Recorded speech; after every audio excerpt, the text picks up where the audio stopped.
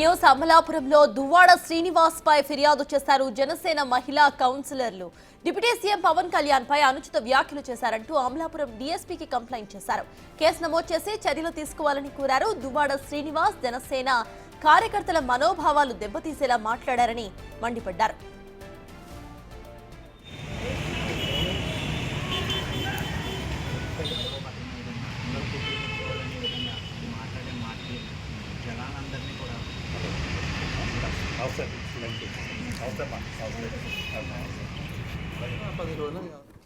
అమలాపురంలో దువ్వాడ శ్రీనివాస్ పై కేసు నమోదైంది.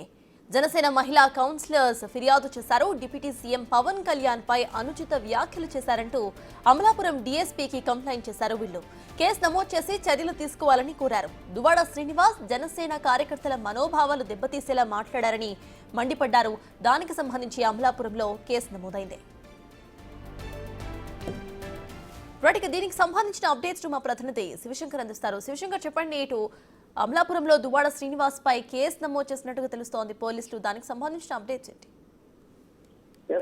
చూసుకున్నట్లయితే అమలాపురం మున్సిపల్ కౌన్సిలర్ 7వ వార్డుకి చెందిన మున్సిపల్ కౌన్సిలర్ అయితే హారికాదేవి ఇచ్చిన కంప్లైంట్ మేరకు కేసు నమోదు చేసినట్లయితే వివరాలు అందుతున్నాయి. అయితే పూర్తిగా చూసుకున్నట్లయితే మొదటి రోజు ఈ అసెంబ్లీ సెషన్స్ లో మొదటి రోజున దువ్వాడ మీడియాతో మాట్లాడుతూ పవన్ కళ్యాణ్ పై అనుచిత వ్యాఖ్యలు చేశారని చెప్పుకొచ్చారు. నెలకి 50 కోట్లు సుపారీ తీసుకుంటూ ప్రశ్నించే గొంతు మోగపోయినట్టు ఆయన చేసిన కామెంట్స్ జన సైనికులందరినీ కూడా తీవ్రంగా కట్ చేసినట్టు కూడా ఆమె చెప్పిన పరిస్థితి కనిపిస్తుంది.